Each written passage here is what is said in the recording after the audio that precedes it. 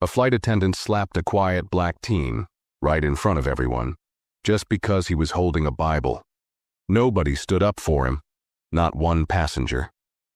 But what no one knew was who he really was. And when he made one silent move, it reached someone with more power than the airline itself. By the time the plane landed, the flight crew wasn't in control anymore. And that flight? It became the beginning of something they never saw coming. Before we start the story, comment below where in the world you're watching from today. And if you believe quiet people can change powerful systems, don't forget to subscribe and turn on the bell icon for more stories like this. 17-year-old Jalen Rivers walked down the narrow plane aisle with a quiet grace that didn't match his age. His shirt was tucked in neatly, and his old leather Bible rested gently in his left hand, tucked close to his chest like something fragile. It had belonged to his grandmother, and it still smelled faintly of lavender and dust. He didn't make eye contact with anyone, but he noticed everything. The pause in conversation as he passed, the slight tightening of a jaw, the way one woman pulled her handbag closer. He didn't take it personally. He had seen these small things all his life. His seat was 12A, right by the window. He sat down and placed the Bible in his lap, opening it to a folded page marked years ago in shaky cursive. Exodus 14:14. "The Lord will fight for you. You need only to be still." He read it again without blinking. The cabin around him filled up. Business travelers, couples, and college kids made small talk or scrolled through their phones. The flight attendants walked up and down the aisles with mechanical smiles and clipped voices. One of them, a woman with sharp features and blonde hair tied in a bun, paused near his row. Her name tag read Sharon. She looked at him quickly, then kept walking. A few minutes later, she returned to hand the passenger in 12B a water bottle and snack, but she skipped Jalen entirely. He didn't say anything. He only glanced down at his Bible and turned the page. His grandmother used to say, "Let them show you who they are, and then let God handle it." As the safety announcements played, Sharon passed by again.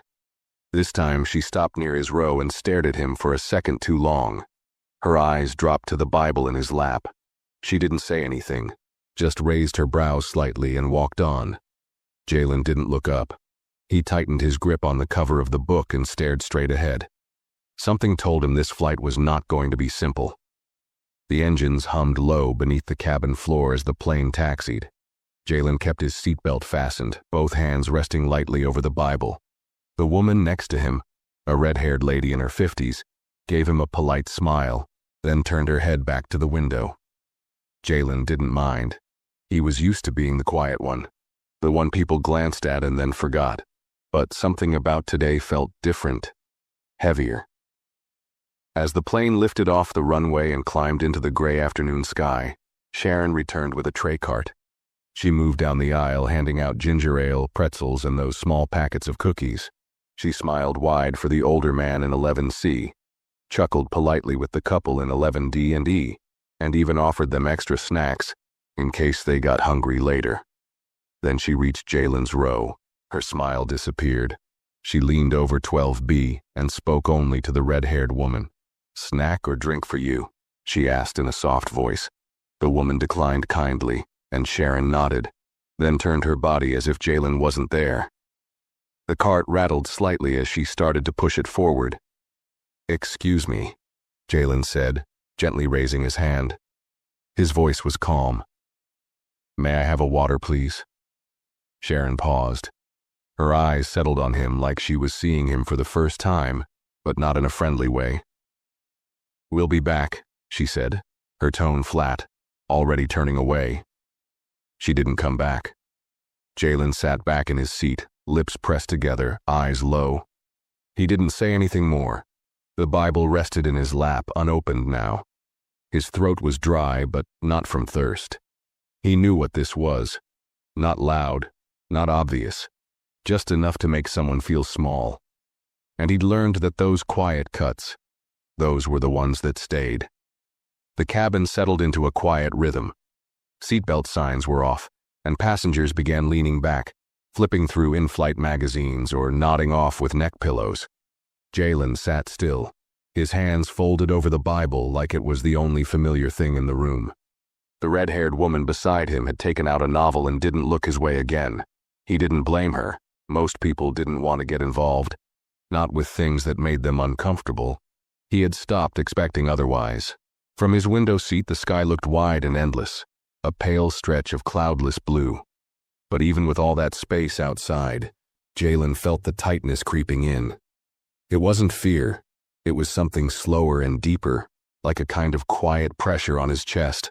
The way Sharon looked at him, the way her voice changed when she spoke to others, but stayed cold and flat with him. It wasn't new. It was just sharper today. And for the first time in a long while, he felt himself getting tired. He reached up and pressed the overhead button. Not out of defiance, but because he still hadn't gotten water. He didn't expect much. A minute passed, then 2. No one came. The button light stayed on, glowing softly above him like a reminder. Across the aisle, a man in business clothes had already gotten his drink refilled. Twice. Sharon had laughed with him as she handed over a second can of soda. Jalen caught her glancing in his direction once, but she didn't come over. She looked right through him like he wasn't worth her time. The red-haired woman shifted uncomfortably in her seat. She saw the light still on above them. She hesitated, then cleared her throat. "Excuse me," she said, catching Sharon's attention as she passed again. "This young man's call light has been on for a while. He's just asking for water." Sharon's smile vanished for a second. She turned her eyes on Jalen and gave a tight, practiced grin. "We're short today," she said. "He'll need to wait." She walked off before either of them could say anything. The woman next to him gave a small, awkward smile, then looked back at her book. Her cheeks flushed a little. Jalen nodded politely to her. He appreciated that she spoke up, even if it didn't change anything. He didn't blame her silence now. He leaned his head back against the seat and closed his eyes. He remembered something his father used to say whenever things felt unfair. There's power in staying calm. Just don't let them trick you into showing your anger. That's what they're really looking for. Jalen wasn't angry. Not yet. But something inside him had started to shift. Something quiet. Something steady. Like a fuse lit underwater. The plane rocked slightly as it hit a patch of light turbulence. Nothing serious, but enough to jostle the drink carts and make the overhead compartments creak. Jalen kept still, his hands resting gently on the Bible, fingers tracing the faded lines of the cracked leather. He stared at the seat back in front of him, not really seeing it. His thoughts were somewhere else, half in the cabin, half back home. He thought about his grandmother, how she used to hum old hymns while folding laundry, how her fingers were always cold, but her voice was warm. She had given him this Bible on her last Christmas.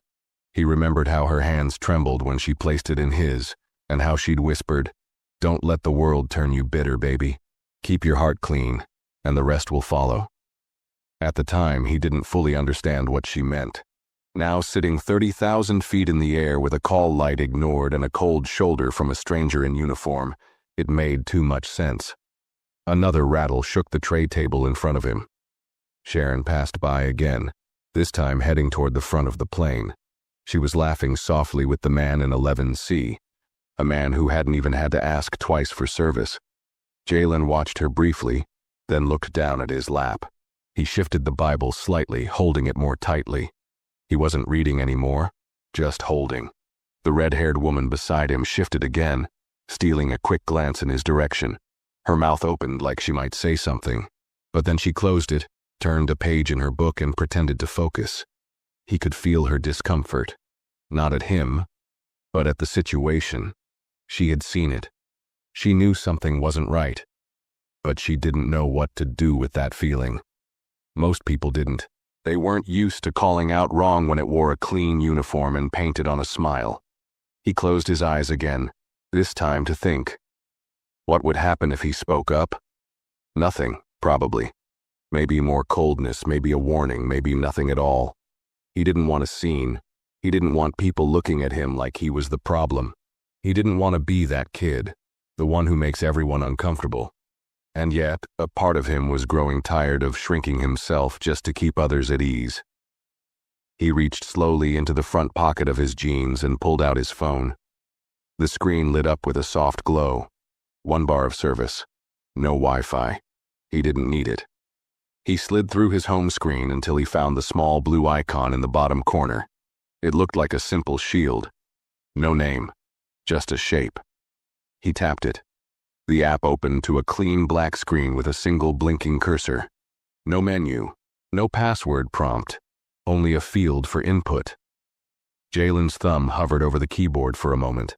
His heartbeat was steady, but he could feel it more now. Low in his chest, like something was waking up. He typed, Flight 228, Cabin Misconduct. Staff ID, SH-W398.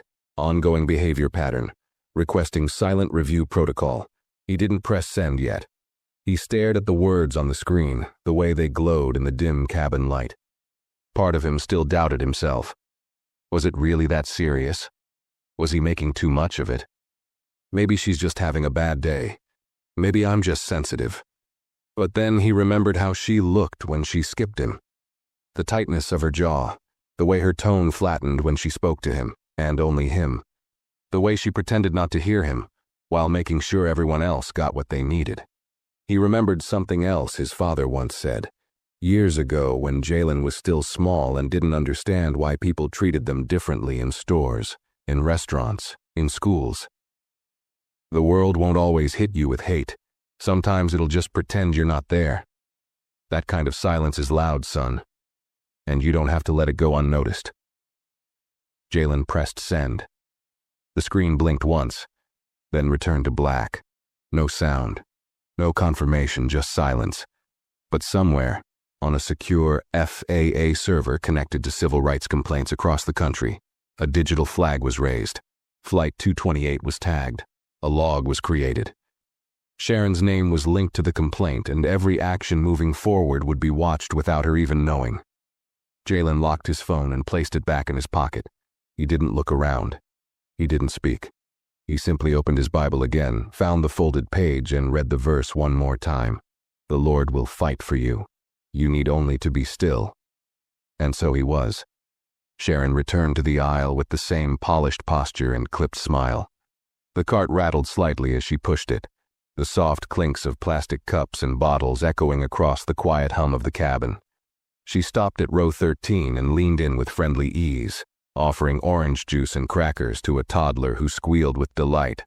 She laughed along, crouched low, and even gave the child a second cookie, just for being cute. The mother beamed. The interaction looked perfect, warm, kind, professional. Then she reached Jalen's row. She didn't speak, didn't offer anything. Her hand rested lightly on the edge of the cart as she paused beside his seat, pretending to check a notepad she never looked at. Her eyes flicked to the Bible in his lap again, then to his hands and finally to his face. Her voice was flat, almost tired when she finally spoke. "Young man, I already told you. We're short on service today. You'll have to wait." Jalen didn't answer. He didn't even blink. He just turned the page of his Bible, slowly, as if her words had no weight. He didn't raise his voice, didn't demand an explanation. But inside, something locked into place. A quiet understanding. She had chosen him, not because of anything he'd done, but because of what he looked like, how he dressed, what he carried. Because someone like him wasn't supposed to be confident, wasn't supposed to sit so still, wasn't supposed to stare back with calm eyes instead of lowered ones. The woman in 12B looked up again, clearly uncomfortable now. "I'm sorry," she said softly to Jalen. This doesn't feel right." He nodded once, gently. "It's okay," he replied. His voice was low but even. "You don't have to say anything." But it wasn't okay, and they both knew it. Sharon stood still for a beat too long, as if expecting a reaction, a complaint, a spark she could turn into blame. When none came, she moved on. The cart rolled ahead. The tension, though, stayed behind. Jalen let out a breath he hadn't realized he was holding. It came out slow and measured but heavy. He leaned back in his seat, tilting his head slightly toward the window. Clouds drifted by, thick and soft, stretching far beyond what the eye could follow. Out there, everything looked peaceful. But in this narrow row, between two strangers and a system built on politeness that turned cruel the moment no one was watching, he felt every inch of his skin tighten. He thought again of his father. Michael Rivers had been a federal judge for over 20 years. In public, he was the very picture of control. Measured tone, pressed suits, clean glasses.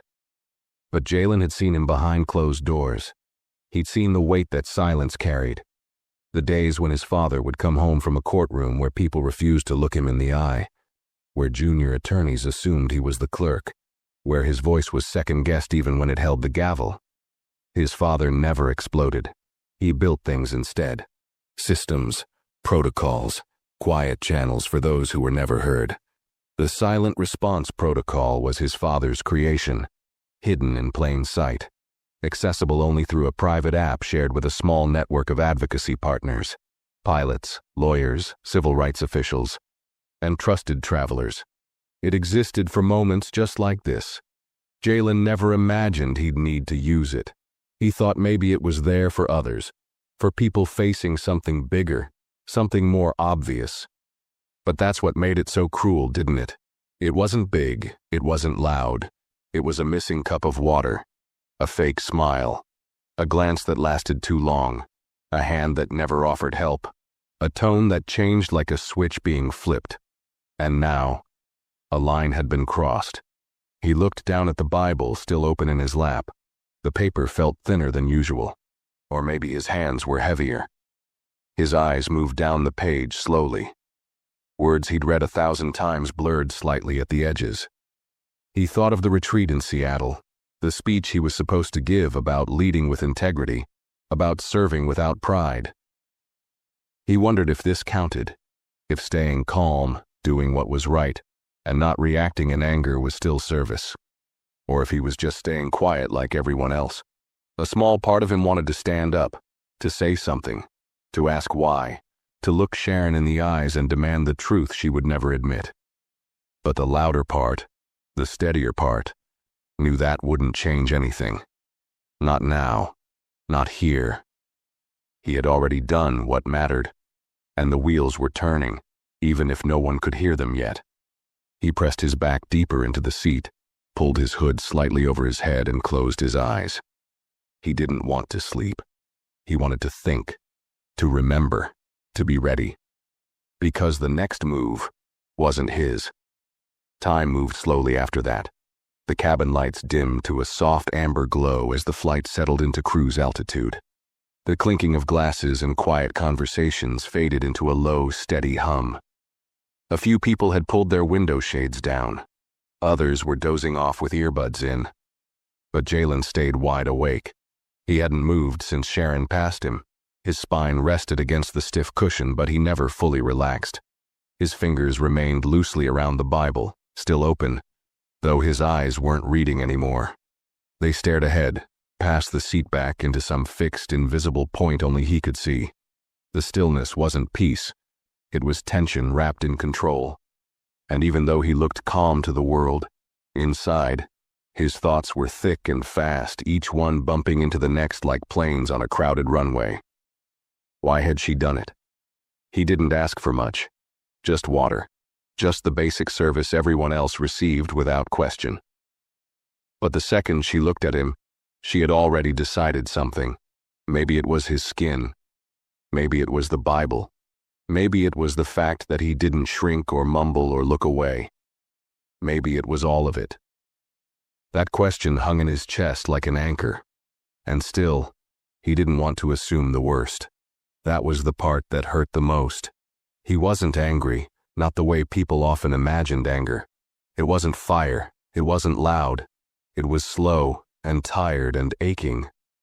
It was the kind of anger that came after 1,000 other little moments. So small they were almost nothing, but never quite nothing. Like paper cuts, one after another, until you couldn't move without feeling them. The soft ping of the intercom snapped him out of it. The captain's voice filled the cabin with a gentle southern accent. Ladies and gentlemen, we're making good time. We're currently passing over Nebraska airspace with smooth conditions. Expected arrival into Seattle is still on schedule, just over 3 hours from now. Please keep your seatbelts fastened when seated. Cabin crew will continue to serve refreshments shortly. Jalen watched Sharon appear again a few minutes later, pushing a new tray down the aisle with Daniel, the male flight attendant who had stayed mostly silent since boarding. Daniel was younger, maybe in his early 30s, with salt and pepper hair neatly combed to one side. His face was hard to read. He had seen what happened earlier, Jalen was sure of it. He had been a few rows down when Sharon brushed him off the first time. But Daniel had stayed out of it. No nod, no glance. Just quiet complicity. Jalen had seen that kind of silence before, too. Now Sharon was all smiles again, refilling drinks and asking passengers if they wanted ice or lemon. Daniel followed close behind, handing out napkins and snacks, his voice polite but distant. When they reached Jalen's row, Sharon slowed down but didn't stop. Daniel hesitated. He looked at Jalen for the first time, really looked at him. There was something cautious in his expression, like he knew the air was different here, like he felt the quiet tension lingering around seat 12A and didn't want to be part of it. Then finally, he spoke. "Would you like something to drink, sir?" he asked. His tone was even, professional. He didn't smile, but he didn't frown either. Jalen looked up, holding Daniel's eyes. He nodded once. "Water, please." Daniel reached for a bottle and poured it carefully into a small plastic cup. No ice, no extra gesture. But still, he handed it over without a word, without hesitation. Sharon didn't say anything. She looked ahead, lips tight, and pushed the cart forward. Daniel followed. Jalen held the cup in his hand, feeling the chill against his skin. It wasn't much, just water. But even that felt like something had shifted, slightly. The woman in 12B turned her head and gave him a small nod. Not a smile, not pity, just a nod that said, "I saw it too. I'm still here." Jalen sipped slowly, letting the water cool his throat. He glanced down at the Bible again and thought, not of the verse this time, but of the person he was becoming. His father had once told him, "There's no power like knowing when to stay still and when to move. Just don't let the world decide for you." He didn't know which one this moment was yet, stillness or movement.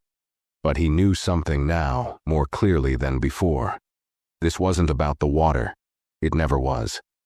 The cabin lights dimmed further as the flight passed into evening sky.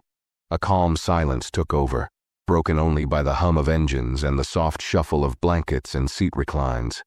Most of the passengers had slipped into quiet rest, their trays cleared, screens off.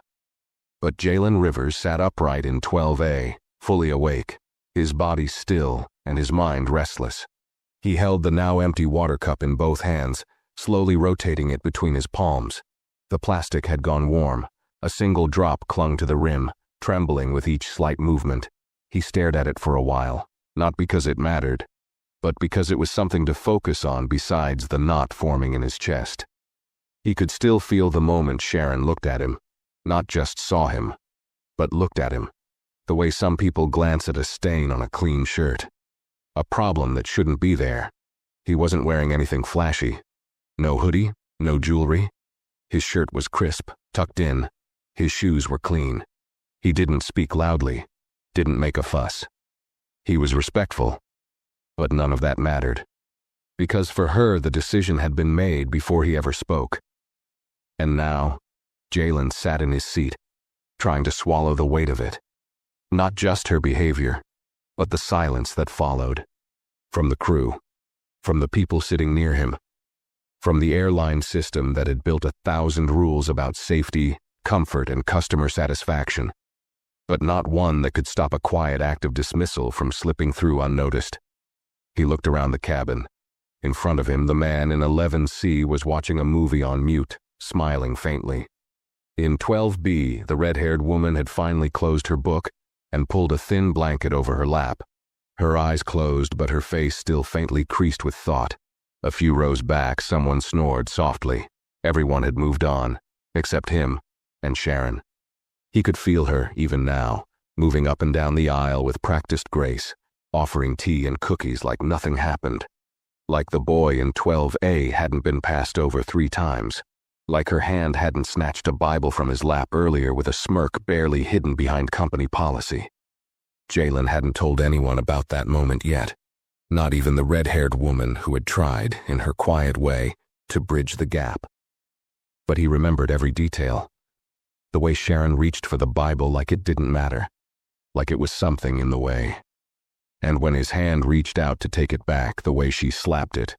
Fast, controlled, but real. The Bible had landed on the floor with a soft thud. And that moment, more than anything else, had stayed with him. She hadn't apologized, hadn't even acknowledged it, just walked away. He hadn't reacted. He had picked it up slowly, brushing off the corner, his hands trembling not from pain, but from restraint.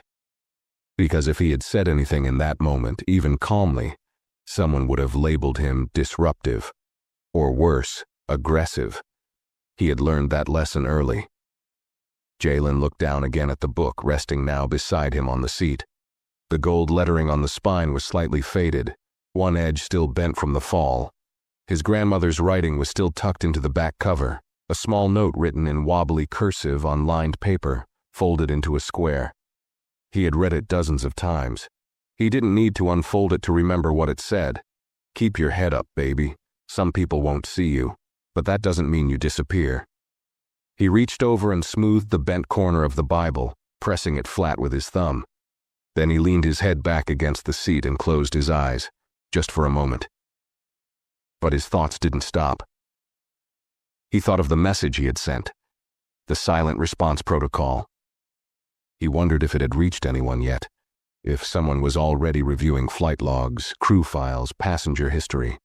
If someone, somewhere, was reading the name Sharon W398 and seeing the same patterns he saw. A soft voice that turned hard around certain people. A smile that never reached certain faces. A record of complaints brushed aside as lack of evidence. He wondered if Sharon had any idea what was coming. And then he wondered why he cared.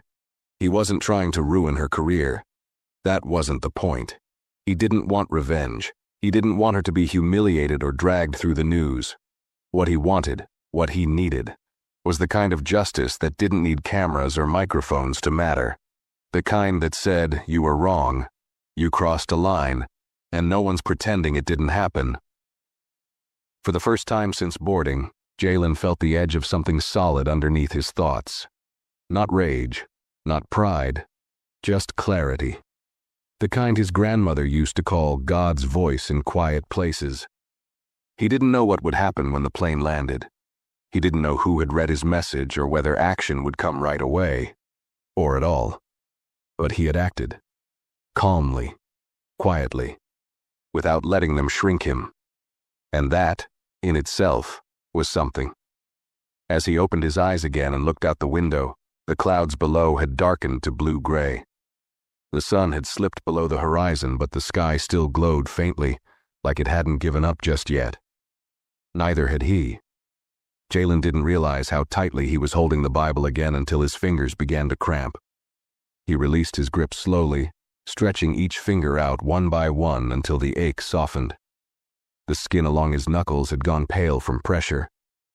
He laid the Bible flat on his tray table, careful not to reopen the note tucked inside. Not yet. He didn't want to fall apart mid-flight. He just needed to stay steady until they landed. The flight felt endless now. The air was still. Too still. Like everything in the cabin had paused beneath the surface, waiting for something that hadn't happened yet. It reminded Jalen of church when he was younger, right after a hard sermon. That quiet tension, when the preacher stepped away from the pulpit, and the room held its breath, unsure whether to clap or pray or sit in silence. He reached up and pressed the air vent, letting a soft stream of cold air hit his forehead. It helped, but only a little. His chest still felt tight. Across the aisle, the man in 11C had taken out a tablet and was tapping through photos of some tropical beach. Smiling faces, umbrellas and frozen drinks. His laughter from earlier still seemed to hang in the air, even though he hadn't made a sound in over 30 minutes.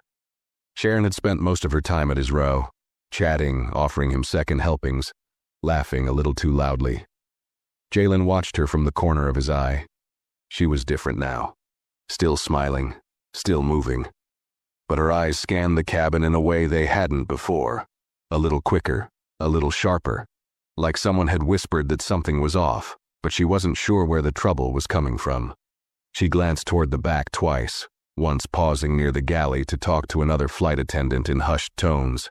They kept their backs turned. But Jalen knew. She felt it. The kind of shift that doesn't make noise but tightens the air around you. And she was trying to figure out what it meant. Jalen reached for his phone again, sliding it from his pocket quietly. He kept it low on his lap, shielding the screen from view. The cabin's Wi-Fi was still off, but the app he'd used didn't need it. It ran through a private signal pinged from onboard FAA channels. He opened the secure log. A new message had arrived. Silent response protocol accepted. Case ID assigned. Cabin crew member flagged for preliminary review. Incident logged. Misconduct/discriminatory behavior. Next step, in-flight monitoring active. He read the words 3 times. They were brief, clinical. But to him, they felt like a deep breath after holding air too long. The system had seen him. Not just the app. The system. Somewhere, someone beyond this plane now had her name. Her actions. A timeline. It was already happening. He put the phone away, quietly, and leaned back against the seat. Part of him wanted to cry, not from sadness or fear, but from something he couldn't quite name. A release, maybe. The ache of holding something alone for too long. It was strange how quickly shame could wrap around you even when you'd done nothing wrong. He kept replaying everything in his mind, wondering if maybe he had imagined it, if it really was that bad. But now, with this message on his screen, he had confirmation. No, he hadn't imagined it. No, he wasn't being too sensitive. No, this wasn't just a bad day. It was something real, and now it would be on record. He sat still for a long time. He didn't move. He didn't check the time. He didn't even notice when Sharon walked by again, though her steps slowed near his row. Maybe she sensed something now. Maybe she noticed how he hadn't asked for anything since Daniel handed him that cup of water. Maybe she caught the way his eyes didn't drop anymore when she passed. But she said nothing. And he didn't look at her. The silence between them was different now. It no longer belonged to her. It belonged to him. Jalen turned toward the window again. The clouds were gone now.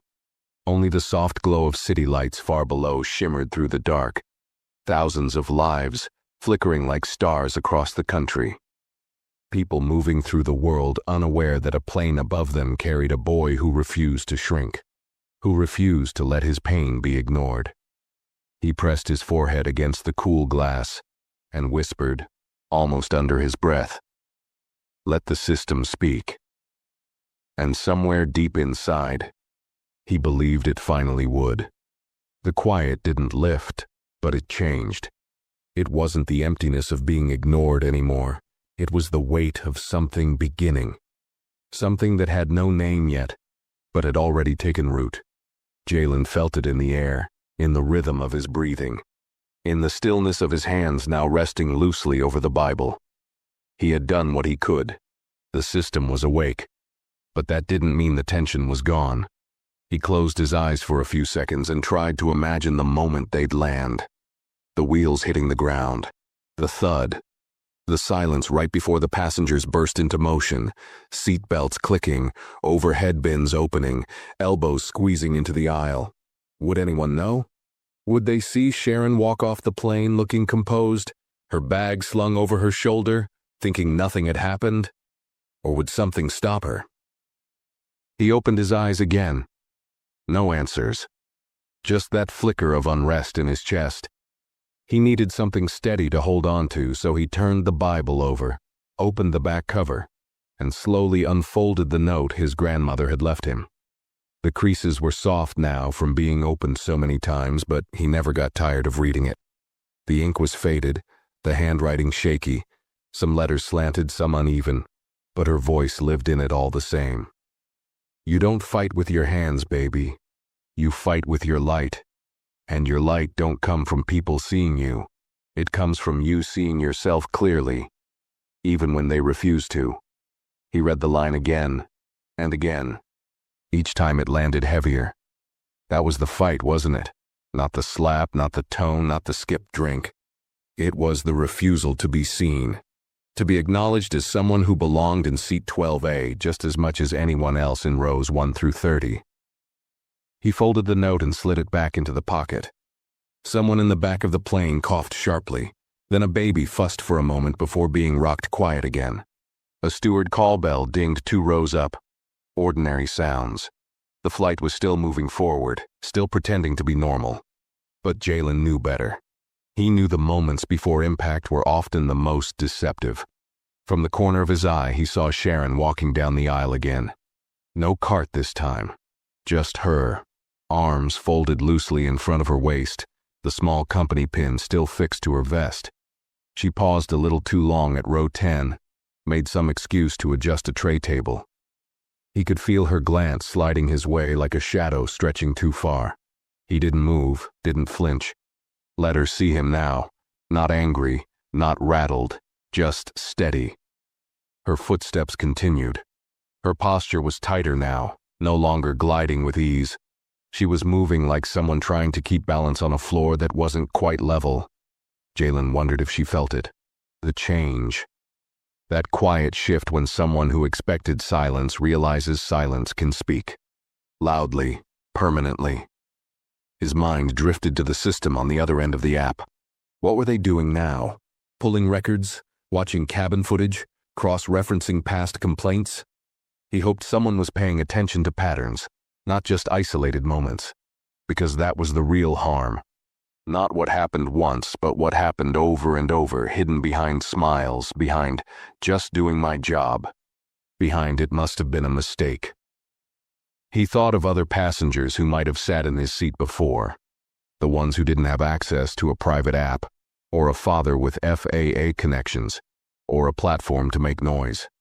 How many of them walked off the plane in silence, holding something heavy in their chest they couldn't name?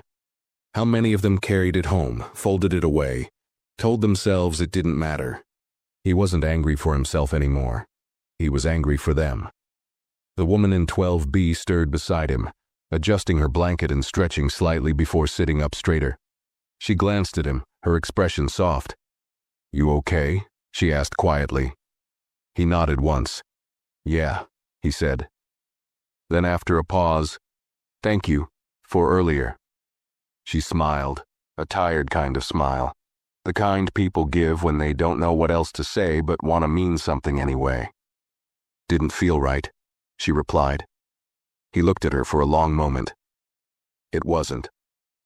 She nodded, her eyes dropping to the tray table. People don't like when the quiet ones push back. Jalen let out a short breath, half laugh, half exhale. They think quiet means weak. "Sometimes it does," she said. "But not tonight." Her words settled in his chest, anchoring something that had been drifting since the moment Sharon's hand brushed his. He didn't need validation, but still, it mattered. It always did, whether people admitted it or not. Outside the window, the last stretch of night had turned navy blue.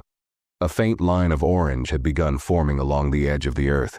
The sun was rising, and Jalen sat up just a little straighter in his seat. The glow of the rising sun edged higher across the horizon, painting soft amber streaks across the clouds below. The darkness of night hadn't fully let go yet, but it was fading, slowly, stubbornly, like something that knew its time was up but wasn't ready to leave.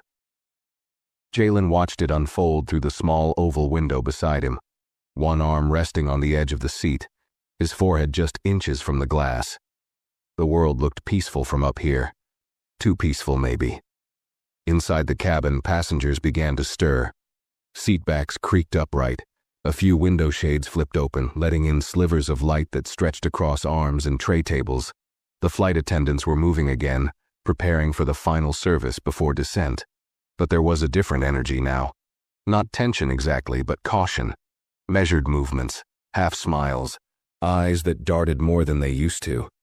Sharon walked more slowly down the aisle this time, clutching a clipboard and checking things that didn't seem urgent. Her smile had narrowed to a line, not forced, not warm, just there, like a wall meant to keep distance instead of welcome. She passed Jalen's row again, and this time she didn't even pretend to look away casually. Her eyes met his, fast and sharp, like a question, like a challenge. Jalen didn't flinch. He didn't blink either. He simply looked at her, steady and quiet, his face unreadable. Not angry, not smug, just still. And in that split second, something passed between them that didn't need words. She knew. He knew she knew. She turned away. He leaned back into his seat and let out a breath through his nose, slow and controlled. The knot in his stomach loosened, just a little. Not gone, but not choking him anymore either. Beside him, the woman in 12B pulled her tray table down and started packing away the last of her things. She hadn't said anything else since their brief exchange earlier, but every so often, she'd glance sideways as if to check if he was okay without asking. Jalen appreciated that. He didn't want more conversation. He just wanted space to feel what he was feeling without needing to explain it. He wasn't used to being the center of anything, not at school, not at church, not even at home. He was the background type, the calm one, the polite one, the boy people called mature for his age. It used to feel like a compliment. Now it just felt like another way of saying, "You don't make us uncomfortable." But for once his silence had made someone uncomfortable. And he wasn't sorry. He reached for his phone again, his thumb hesitating for just a moment before unlocking it. Another update from the silent response app had arrived. Case escalation. Live monitoring confirmed. FAA oversight has been notified. Crew member flagged for multiple pattern indicators. Recommendation. In-flight debrief upon landing. Status. Confidential action pending. Jalen stared at the words, not because he didn't understand them, but because they made it real. More real than anything Sharon had done. More real than his anger. More real than the ache in his chest or the tightness in his throat. This was happening. They weren't ignoring it. They weren't shelving it. They were acting. A part of him felt something like relief, but heavier. Not joy, not victory, just weight coming off his back one brick at a time. But that same part also worried. What would happen next? What would they say when they pulled her aside? Would she lie? Would she twist the story? Would the people on board even notice what was really going on? And then a deeper thought. Would it even matter? Because if the system that let her act this way didn't change, then none of this did. He closed the message and tucked the phone back into his jacket pocket. His reflection in the window looked older somehow. Not in his face, but in the way he held himself, like something had been shed, and something harder had grown in its place. The seatbelt light chimed above them. The pilot's voice crackled through the speaker. "Ladies and gentlemen, we'll be beginning our initial descent into Seattle in the next few minutes. Please return your seats to the upright position, stow all trays and personal items, and ensure your seatbelt is securely fastened." Jalen sat up straighter. He folded his tray, placed the Bible neatly back into his backpack, zipped it carefully. He moved slowly with purpose. Nothing rushed, nothing reactive. Sharon passed by one more time. This time she said nothing. She didn't ask if he needed anything, didn't offer help, but her eyes flicked to his bag, to his hands, to the seat in front of him, watching, measuring. He didn't give her anything. Not a nod, not a glare, not a word. The silence between them wasn't awkward anymore. It was power. He felt it now, not because he had yelled or exposed or forced anyone to listen, but because he had refused to disappear, because he had stayed and sat and waited, not for approval, but for accountability. The plane tilted downward as it began its slow glide toward Seattle. The engines shifted tone. The lights dimmed again, just slightly, just enough to cast long shadows down the aisle. Jalen gripped the armrest as the aircraft descended, not out of fear, but because this part, this moment, was what everything had led to. the part where the truth would land. The nose of the plane dipped gently as the descent began. The low roar of the engines shifted into a softer hum, steady and deep, like the breath of something heavy settling into rest. Passengers began waking up more fully now, stretching, blinking, fixing their hair and phone screens. The cabin buzzed again, but with a quiet sort of energy. The kind people have when they're almost home, already imagining luggage carousels and front doors and the sound of familiar voices on the other side of baggage claim. But Jalen Rivers wasn't thinking about home. He was staring out the window, watching the distant city grow closer, each building and highway lighting up slowly in the morning haze. The world below felt sharp, real, too real. He could almost make out the tops of trees, the clean lines of parking lots, the motion of early traffic weaving its way through still sleepy streets. The distance between his seat and solid ground was shrinking, second by second, and with it, the space between what had happened and what was about to begin. He shifted in his seat, just slightly, adjusting the straps on his backpack. His fingers brushed over the top of the Bible tucked inside, his grandmother's Bible, like a silent reminder that he wasn't here by accident. He hadn't imagined this. He wasn't overreacting, he hadn't made it up. But still, a voice in his head whispered, "Are you sure you did the right thing?" That voice didn't belong to anyone else. It was his. It was the part of him that had learned to survive by being cautious. The part that had been taught, directly or indirectly, not to speak unless he was asked, not to make things harder for others, not to bring attention, not to be that kid. He thought back to the moment Sharon slapped his hand, how fast it had happened, how no one had really noticed, how his fingers had stung, not from the force, but from the weight of being made invisible in such a visible place. How quiet he had gone after that. Not because he didn't care, but because he cared too much. He had felt that heat rise in his chest, that spark behind the eyes. But instead of letting it burn outward, he'd forced it down, folded it up, put it away. Because the world doesn't always give black boys the freedom to speak with fire, only with proof, only with silence that's useful. And now, that silence had become something else.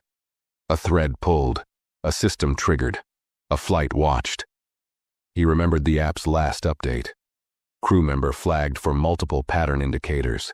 In-flight debrief upon landing. What would that look like? He imagined her, Sharon, being asked to stay behind. Her name being called over a handheld radio. A firm voice saying, "Ma'am, we'll need a few minutes of your time before you exit the plane." Her confused smile, the way she might pretend to be surprised, offended even. He imagined her deflecting, claiming miscommunication, saying he seemed hostile or that he made her uncomfortable. That word, uncomfortable. It was always used to reverse the roles, turn the accused into the victim, paint stillness as a threat. Jalen knew all the scripts, but he had something more than a complaint. He had a record, a timestamp, a history, and most of all, he had her pattern. He closed his eyes for a moment, feeling the descent more clearly now. The soft press of gravity nudged him back into the seat. His heart beat a little faster, not from fear, not from doubt, but from the weight of what was waiting at the gate. There was no turning back. Next to him, the woman in 12B cleared her throat gently. "We're almost there," she said. Her voice was soft but firm. "You holding up okay?" Jalen opened his eyes and turned to her. "Yeah," he said after a pause. "I think I am." She gave him a small nod and looked out her own window. She didn't ask questions, didn't offer advice, just sat there beside him, present. And that was enough. Few rows ahead, Daniel, the male attendant, moved briskly down the aisle with a clipboard. His expression was different now. Tighter, alert, like he'd been told something he wasn't allowed to repeat. His steps slowed when he neared their row, but he didn't stop. Just a quick glance at Jalen, then at the back of the plane, before continuing forward. Jalen noticed. Every movement meant something now. He glanced toward Sharon, who stood by the galley, her hands folded, staring ahead. Her jaw was tense, her back was straight, but her posture had changed. no longer floating with ease. Now she stood like someone waiting for a decision to be made. Maybe she had been told too. The final announcement came over the speaker. The usual lines: "Thank you for flying, remain seated." The seatbelt sign would turn off soon, and then the quiet click of the landing gear unfolding beneath them. A rumble, a dip, a shift in pressure. Then, the hard thunk as the plane touched down. The wheels screamed softly against the tarmac. A few passengers clapped, more out of habit than joy, and just like that, the plane began to slow, rolling toward the gate under the steel silence of the early morning sky.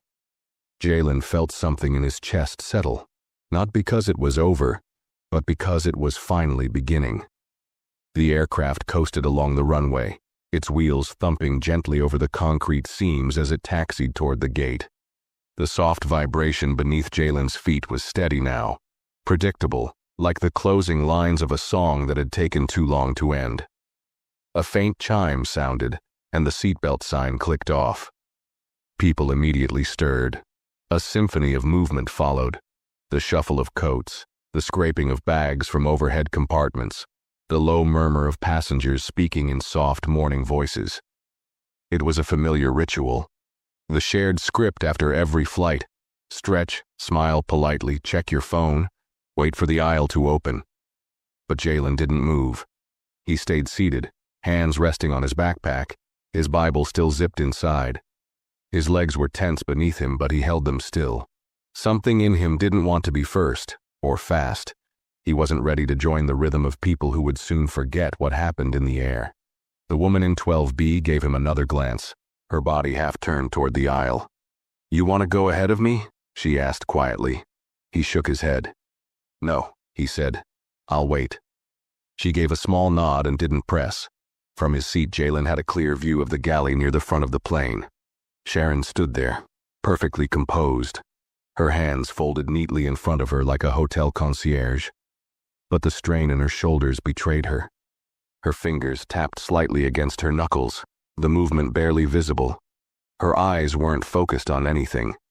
They were scanning, quick and sharp, watching, waiting. Jalen wondered what she had been told, if the pilot had spoken to her, if someone had pulled her aside with a clipboard and a quiet sentence: "We'll need to speak with you after disembarkation," or if it was only a feeling. That same feeling he'd carried in his stomach since her hand slapped his. That deep, pulsing sense that something had tilted without warning, and no amount of denial could balance it again. The flight door opened with a soft metallic hiss. A rush of cooler air crept in as the bridge connected. Passengers began filing out, slowly at first, then with more confidence. Row by row they moved forward, stretching and yawning and thanking the crew. One man clapped Sharon on the shoulder as he passed. "Great flight," he said. She smiled, almost automatically. It wasn't until row 11 began to stand that Daniel appeared from the back. But he wasn't moving like a flight attendant anymore. Not exactly. He had a tablet in one hand and a hard line in his jaw. His eyes were locked forward, watching the passengers disembark. When he reached Sharon, he paused, said something in a low tone. She didn't react at first. Then her eyes flicked toward the far end of the jet bridge. She nodded. Not a yes. A resigned nod. And for the first time since takeoff, her smile dropped completely. Daniel stepped aside and spoke into a small handheld radio. His voice was too quiet for Jalen to make out, but he could feel the shift in energy ripple down the aisle. A woman appeared at the cabin door, a uniformed employee, not flight crew. Her blazer had an FAA insignia on the lapel. She held a thin tablet and a folder pressed to her chest. She didn't smile either. Sharon stood a little straighter, her hands folded tighter. Jalen felt his breath catch, not from satisfaction, but from something deeper. He wasn't sure if it was relief or dread. Maybe both. He wasn't used to seeing consequences arrive in real time. Most of the time, things happened quietly, if they happened at all. People like Sharon didn't get pulled aside. They moved on. They laughed it off. They smoothed it over. But not today. The woman in 12B finally rose, gave Jalen one last glance and stepped into the aisle. "Take care, young man," she said softly. He nodded. "You too." When it was his turn to stand, he moved slowly. His knees ached from sitting still too long, but he didn't rush. He slipped the backpack over one shoulder, keeping a firm hand on the strap, and stepped into the aisle. A few heads turned, not many, but enough for him to feel it, the kind of glance people give when they sense something's going on but don't want to get involved. As he walked toward the front of the plane, his eyes locked briefly with Sharon's. She didn't look angry. She didn't look apologetic. She looked scared, not because of him, because of the system that now stood at the door. For a moment he felt something stir, something that almost looked like pity. But it vanished just as quickly. She had made her choice, repeatedly. And now the silence she had depended on had turned into something louder than a scream. Jalen walked past her without stopping. No glare, no smile. Just a boy with a backpack, walking off a plane. He stepped into the jet bridge. The lights were brighter here, harsher. A man in a dark suit was waiting at the end, holding a phone to his ear. Another woman in uniform stood nearby, watching a screen with incoming passenger data. But no one stopped him. He kept walking, one step after the other, out of the aircraft, out of that cold seat, out of her shadow. And somewhere behind him, in that narrow, well-lit cabin, silence was finally being forced to speak. The hallway leading away from the gate was bright and quiet, too clean to feel real after the pressure of the flight. The floor was polished, the lights cold and even. Everything gleamed, but Jalen didn't notice much of it. His shoes moved forward on instinct, one after the other, while his mind lagged behind, still caught somewhere between the hum of the aircraft and the weight of the silence that had filled it. He glanced down briefly at the terminal floor, then lifted his eyes again. His hands were gripped tightly around the straps of his backpack, and he hadn't realized until that moment just how tightly. His palms were damp, his shoulders stiff. He loosened his grip slightly and rolled one shoulder to shake off the tension, but it didn't go away. This wasn't over. He knew that. It had only shifted forms. The moment he stepped off that plane, the story didn't end. It split. One part of it followed Sharon, now facing something she never expected from someone like him. And the other part, the quieter part, followed him. A boy with a Bible, a boy who didn't shout, a boy who did not flinch when she tried to erase him with a cold smirk and a clipped voice. A boy who chose not to become the thing they expected him to be. He kept walking, past the shops and kiosks, past the tired travelers checking flight screens, past children pulling colorful suitcases behind them, past a janitor mopping near a trash bin, humming faintly to himself. No one looked at Jalen twice. No one knew what had just happened on that plane, or who he had quietly become because of it. That anonymity, it felt strange, and freeing, and unfair. He pulled out his phone and checked the silent response app one more time, even though he knew no new updates would come just yet. The screen blinked once, the log remained sealed but active. Case status, escalated. In-flight report submitted to Ethics Committee, crew member under review, additional testimony may be requested. Jalen stared at the words. His name wasn't in them. His face wouldn't be in any news article. There would be no trending hashtag, no camera to capture his calm. But there was something else. Something more permanent. A record. A digital line connecting what happened to the truth that followed. And that mattered. He tucked the phone away again, slowed his steps and made his way to the baggage claim. His duffel bag, a plain black one with a single fraying strap, circled the carousel once before he stepped forward and grabbed it.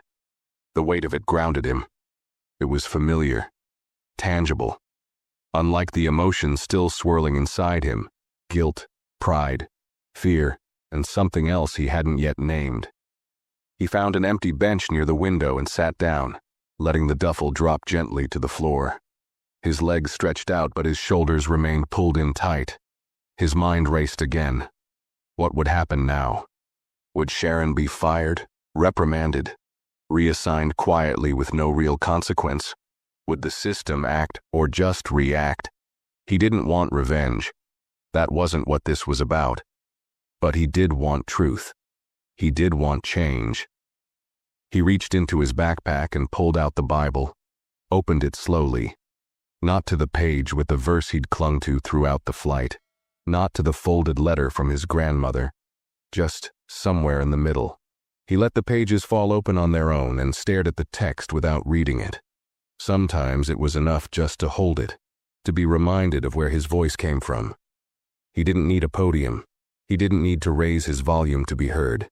His silence had already echoed where it needed to. His actions had already lit the fuse. What came next wasn't his to control, but it would bear his fingerprints. He thought again about the way Sharon looked at him before he walked off the plane, the stiffness in her jaw, the way her gaze hesitated, not defiant but unprepared. It wasn't just the fear of consequence. It was the realization that someone like him had access to power she never imagined. That power hadn't looked like shouting. It hadn't looked like confrontation. It had looked like a quiet boy in seat 12A, holding a Bible, watching everything, and choosing to speak where it mattered most, into the system that gave her a place to hide. Now she had nowhere to hide. And Jalen had nothing to regret. He closed the Bible gently and set it on his lap. The light through the tall windows spilled across the floor, warm and bright now, no longer tinted by dawn. The world had turned while he was in the air. And it had turned because of what happened in the air. He sat there a few more minutes before standing. The youth leadership retreat would start that afternoon, and he still had to check into the hotel, unpack, maybe write down a few thoughts before his speech. He didn't know what he would say yet, not exactly. But he knew how it would end. He would not talk about Sharon. He would not talk about slaps or silence or systems breaking.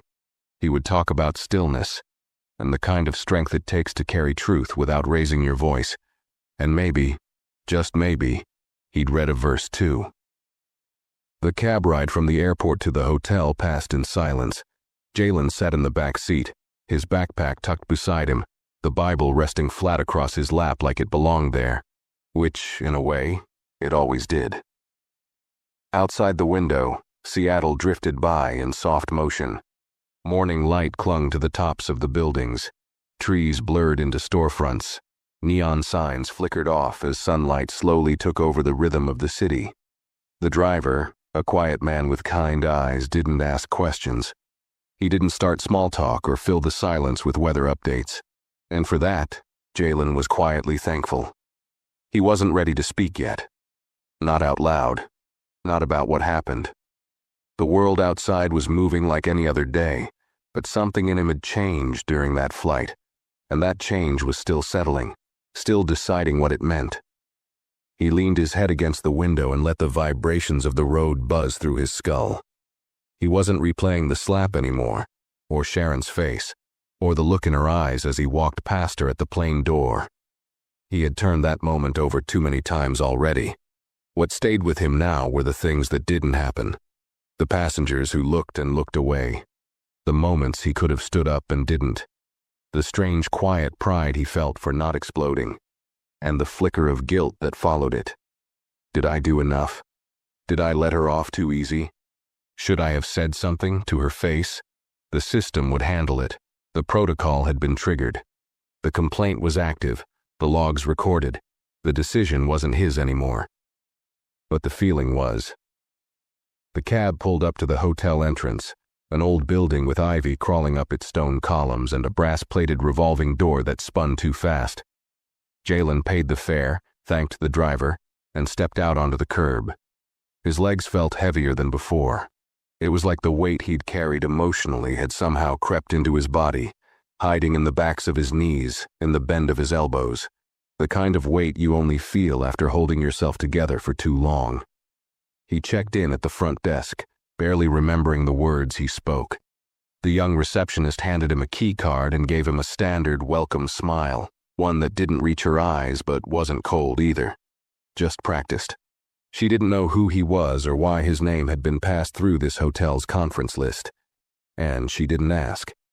He took the elevator to the 4th floor, the old metal doors groaning slightly as they opened. The hallway smelled faintly of lemon polish and something older, like carpet that had seen too many years of shoes and luggage and secrets. His room was at the end. He opened the door and stood still for a moment before stepping in. It was simple. A bed, a desk, a chair, a lamp in the corner, pale walls, soft light from the window.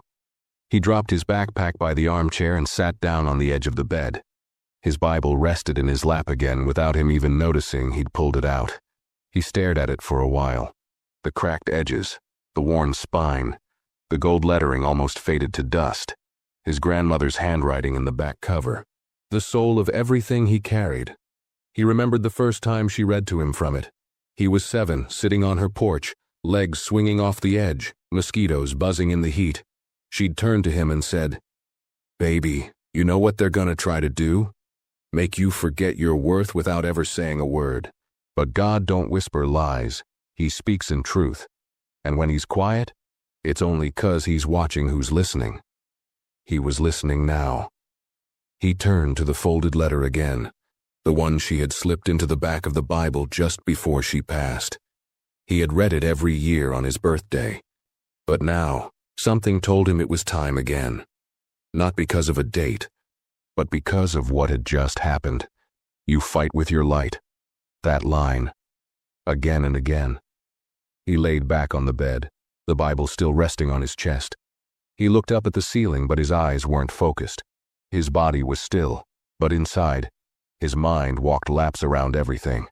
Not all of it was clear. Not all of it made sense yet. There was no big speech playing in his head, no dramatic words forming. But there was something stronger than language moving through him. A kind of knowing that something had cracked in that airplane cabin, not just in the surface of Sharon's mask, but in the shell of silence that people like her depended on. And he had cracked it without shouting, without standing, without fire, only by not shrinking. There was a knock on the door. 2 soft taps. Jalen sat up, placed the Bible on the desk gently, and crossed the room. He opened the door slowly. A young woman stood there, a retreat organizer, maybe in her mid-20s, with a lanyard and a clipboard and a warm, slightly nervous smile. "Hi," she said. "You're Jalen Rivers, right? We're finalizing the speaking order for this afternoon.